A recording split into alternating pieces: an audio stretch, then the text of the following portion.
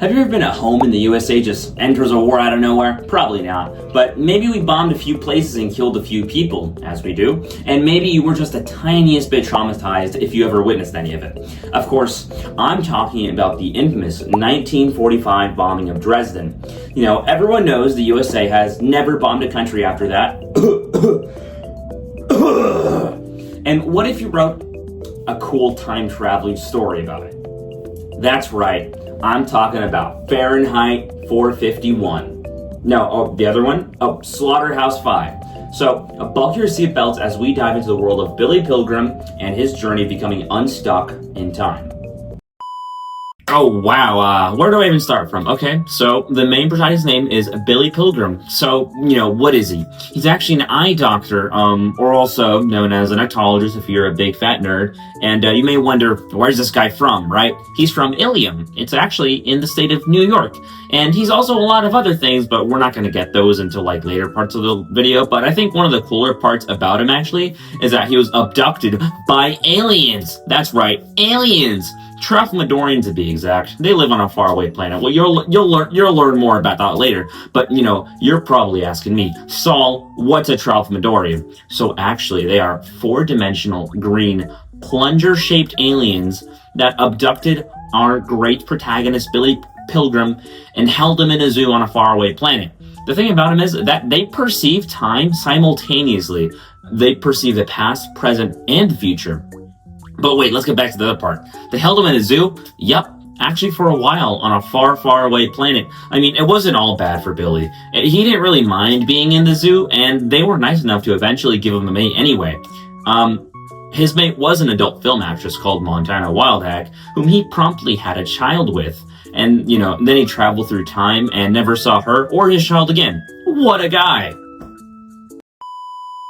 So what I find the most intriguing bit about the Tralfamadorians, the little green plunger alien things in 4D, is actually the way how they see humans is pretty cool too. So check this quote out. The creature can see where each star has been and where it is going, so that the heavens are filled with rarefied, luminous spaghetti, and Tralfamadorians don't see human beings as two-legged creatures either. They see them as great millipedes with baby legs at one end and old people legs at the other, says Billy Pilgrim. And that's pretty interesting because they don't see us normally because they see in 4D, they see in time. And also, they have a really cool philosophy too. Don't get me started on that. Well, I'm going to get started on that. So, what is their philosophy, you may ask? Great question. I've got the answer. So, he learns a different philosophy from the Tralfamadorians.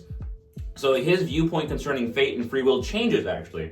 So, while his Christian thinking may say that fate and free will are matters of God's divine choice and human interaction, Tralfamadorians would disagree with that.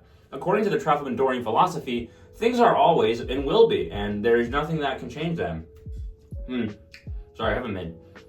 The mindset of Tralfamadorians is not one of which free will exists, because how could they even believe in free will if they perceive time?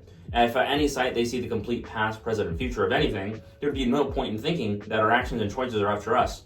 Rather, we'd only realize, then that it's all predetermined anyway. So this mindset's very interesting, especially for the time, because don't get me wrong, it was very complex. People didn't like it during the time.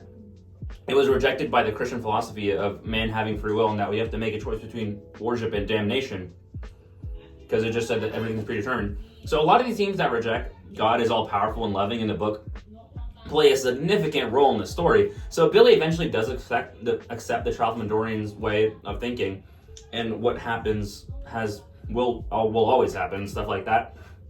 And he eventually decides to himself that God has given the approval for every action in history, and that's kind of a doomer mindset and stuff. So, very interesting. I've honestly really enjoyed this book, and I found a lot of its themes very interesting. It depicts these sort of graphic events in such a way that fills the story with such symbolism and greater meaning, and I really like it. Because at the start of the book, when Kurt Vonnegut, the author, he's talking to an old war buddy and expressing his willingness to write a war book, much to the dismay of his friend's wife. And you may ask, why is she upset? I'll tell you why. Well, it's because she's sick and tired of people portraying war as some noble and heroic quest for young men to go out and do.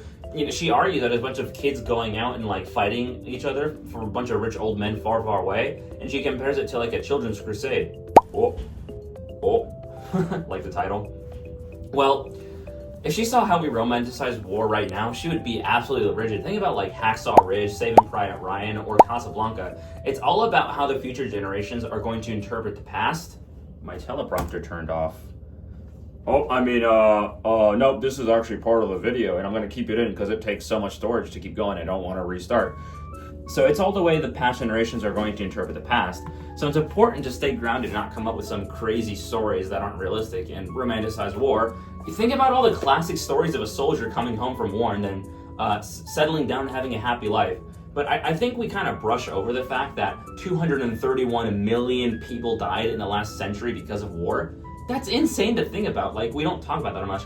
Starvation resulting from government campaigns and natural causes, major loss of life in internment camps, work systems, and genocide. So, how do you even make sense of such atrocities and horrible things in the world? One simple thing I have to say to that. Po-tweet?